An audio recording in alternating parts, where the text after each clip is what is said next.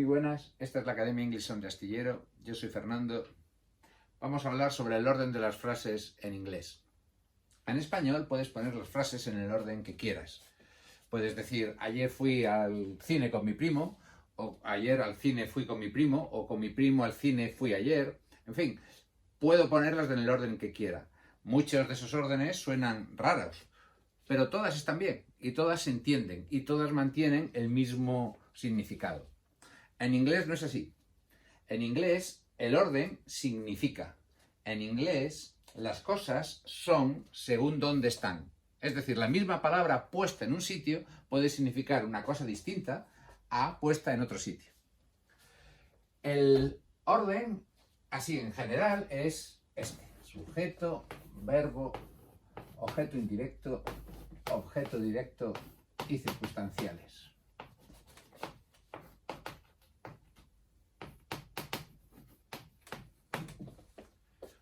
Probablemente no os acordaréis de lo que son el verbo, el objeto indirecto y el objeto directo porque es de quinto y quizás hace mucho tiempo de eso. Os lo refresco. El verbo es la acción, es lo que se hace. Comer, saltar, duerme, comeré, volveré, todo eso son verbos. El que hace el verbo es el sujeto. Es decir, si dices dormiremos por la tarde, ¿quiénes dormiremos? Nosotros. Nosotros somos el sujeto. Fijaos que en español el sujeto puede no estar y de hecho normalmente no está. En español solemos comernos el sujeto. Digo, dormiremos en la casa de la montaña. No digo nosotros dormiremos. Sin embargo, en inglés sí tiene que estar ese sujeto puesto. Siempre tiene que haber alguien que hace la acción. El objeto indirecto y el objeto directo quizás sean los más difíciles de reconocer, porque a veces se esconden bajo me, te, le. En español son más difíciles, en inglés son más fáciles. El objeto indirecto es quien gana y quien pierde la frase. ¿A quién van las cosas? Y el objeto directo es la cosa que se mueve en la frase. O sea, por ejemplo, yo le digo, le di el lápiz a Pepe. La cosa que se mueve es el lápiz. Y el que gana o pierde en la frase, a quién llega la cosa, es Pepe. Ese es el objeto indirecto. También lo podéis ver por el nombre.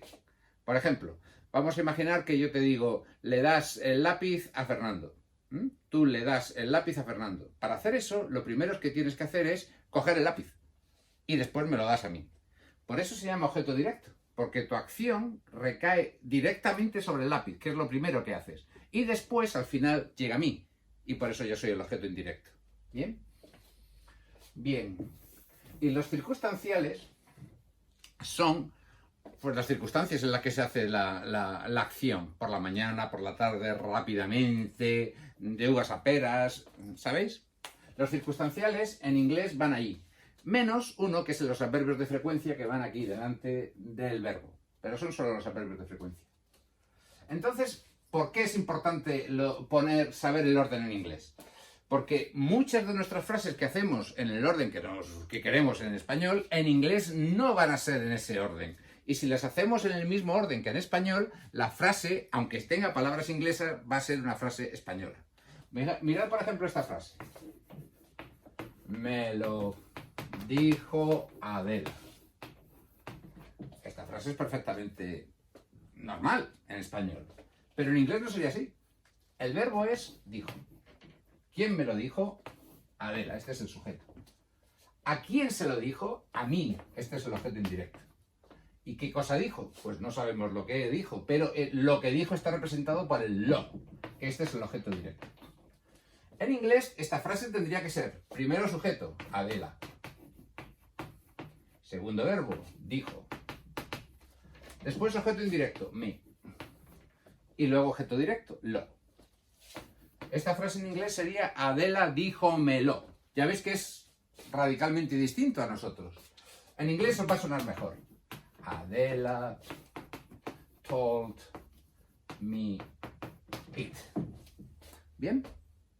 Pero si lo hubierais hecho así, algo así como me it told Adela, eso en inglés habría sido un desastre. Bueno, pues eso pasa muchas veces y a veces no, más sutilmente que en esta frase en que se ve más claro. De manera que antes de hacer una frase en inglés, lo primero es ponerla en el orden inglés en español. Es decir, vuestro me lo dijo Adela, pensadlo como Adela díjomelo. Si queréis decir ya te llevo yo, tendréis que pensar yo llevo a ti, ¿lo veis? Te llevo yo sería yo llevo a ti. Entonces ya lo dices en inglés, I will take you o lo que sea. ¿Bien? O sea, rehacer la frase con palabras españolas, pero orden inglés. Y luego lo traducís. Al principio os costará un poco, pero después será una costumbre y ya ni siquiera lo pensaréis. Bien. ¿Y por qué es importante, decía, el orden? Porque el orden significa... Vamos a ver. Quizás donde mejor se ve en que el orden significa es en la relación entre los adjetivos y los sustantivos. La posición de los adjetivos en inglés es delante del sustantivo. Ellos no dicen chica alta, dicen alta chica. Pero, como en inglés las cosas son según donde están, si pones un sustantivo delante de otro sustantivo, el sustantivo automáticamente se convierte en adjetivo. Mirad. Race significa carrera. Horse significa caballo. Pero no es lo mismo una race horse que un horse race. Aquí, como horse está al final, horse es el sustantivo. Así que estamos hablando de un caballo. ¿Un caballo de qué tipo? De un caballo de carreras. ¿Lo veis? Es un caballo carreril. Sí, carreril. Bueno, estoy intentando convertir race en un adjetivo en español. Mientras que el de abajo hablamos de una carrera, puesto que está detrás. ¿Pero de qué tipo? Equina, caballal, una carrera de caballos. ¿Notáis? Caballo de carreras y carrera de caballos. Y lo único que he hecho ha sido cambiar el orden de las dos palabras. ¿Bien? Bien. Mirad otro ejemplo.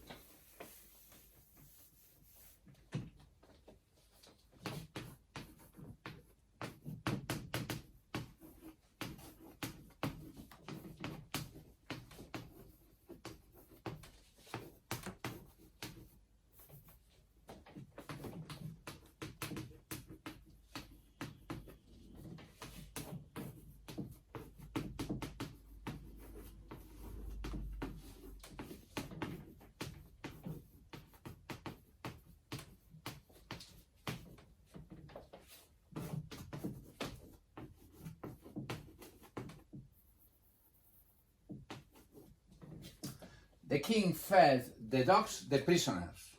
Y en la otra dice the king fed the prisoners the dogs.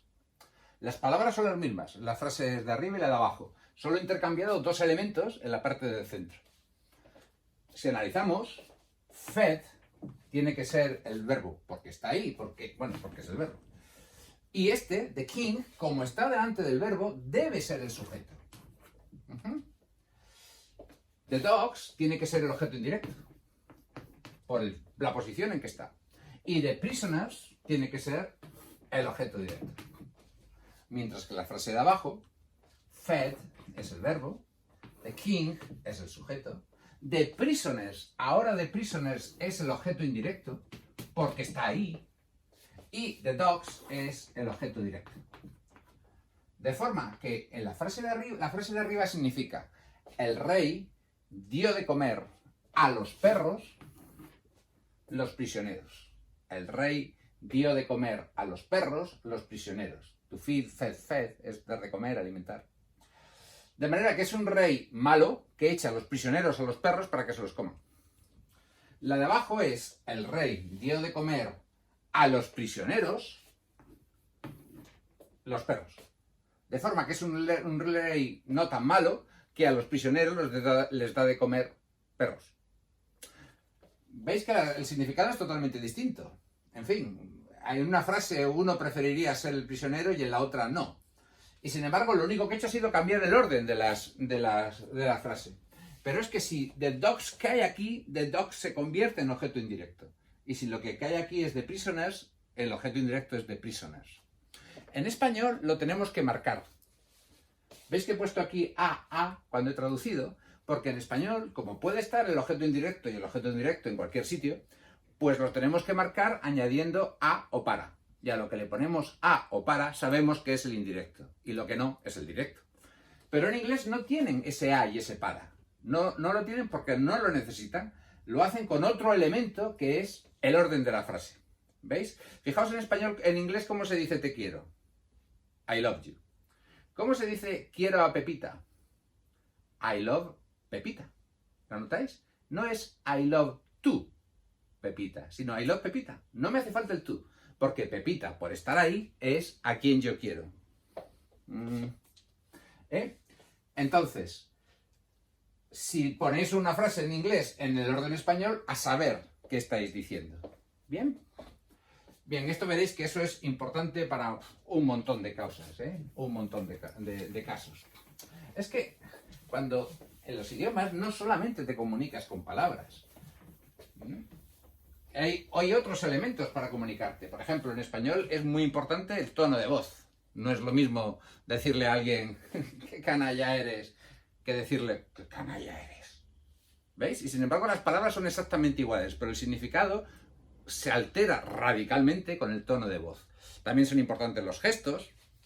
Pues en inglés hay un elemento de comunicación, de significado, que es el orden, un elemento que en español no sabe. Y normalmente no os advierten sobre ese orden cuando estudiáis inglés. Y los nativos no pueden advertirlo porque ni siquiera son conscientes. Ellos se creen que siempre todo es así. No pueden compararlo con el español. Y sin embargo ya veis lo importante que es.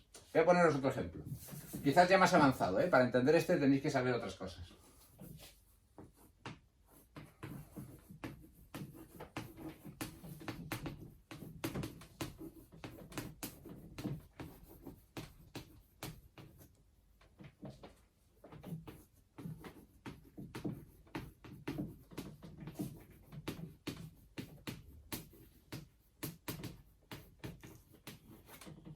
I had painted the house, I had the house painted. El de arriba significa yo había pintado la casa. Y este had significa había. Luego yo había pintado la casa la había pintado yo. Pero el de abajo significa yo tuve la casa pintada. Yo tuve la casa pintada, lo cual es su forma de decir que alguien me pintó la casa. Aquí lo hizo otra persona, no lo hice yo. Luego, veis que el significado es absolutamente distinto, hasta el punto de que este have es había en un caso y cambia a su otro significado de tener en el otro. Y lo único que he hecho ha sido cambiar el orden de the house, ¿lo veis? Desde aquí hasta aquí. Y ya he hecho otra frase. Voy a dejarlo ya, porque os voy a poner el ejemplo más claro, quizás debería haber empezado con él. El más sencillo es la interrogativa con el verbo to be y con algunos. Es decir,